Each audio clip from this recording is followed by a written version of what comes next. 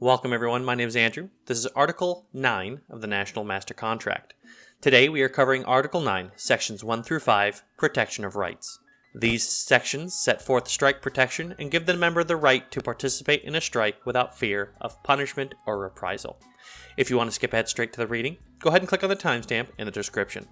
Below, you can find a link to the UPS Teamster contract, or if you have not already, you can also download the UPS Teamster app on Android or the Apple Store. This app includes the contract with a handy search function that allows you to find articles and sections immediately important to your situation.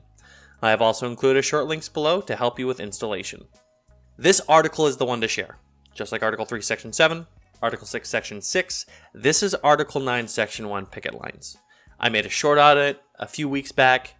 We're finally at the article. You will not lose your job if you join the strike. You will not be disciplined for joining a strike.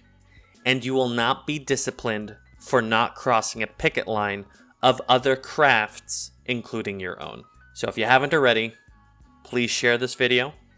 Please like, please subscribe, and welcome back to Teamsters Guide to the Contract. Let us begin. Article 9, Protection of Rights. Section 1, Picket Line.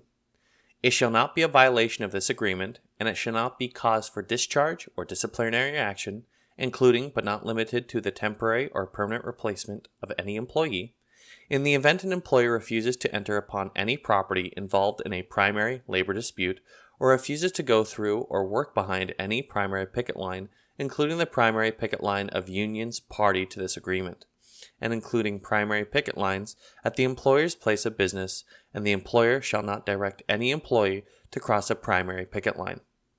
Section 2. Struck goods.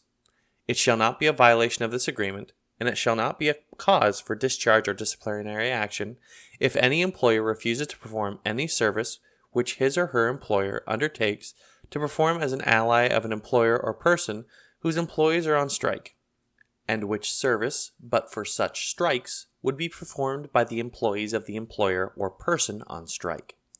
Section 3.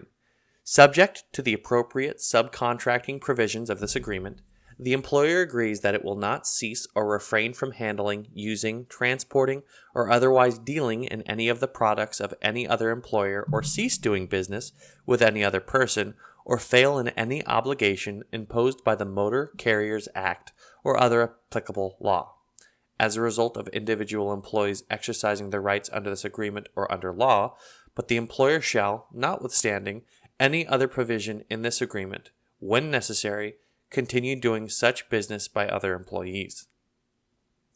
Section 4.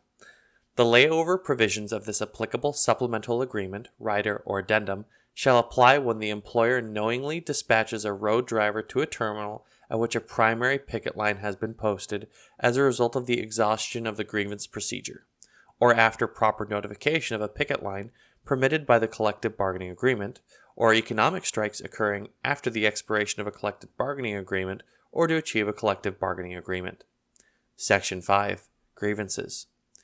Within 5 working days of filing a grievance claiming violation of this article, the grievance shall be submitted directly to the National Grievance Committee without taking any intermediate steps, any other provisions of this agreement to the contrary notwithstanding.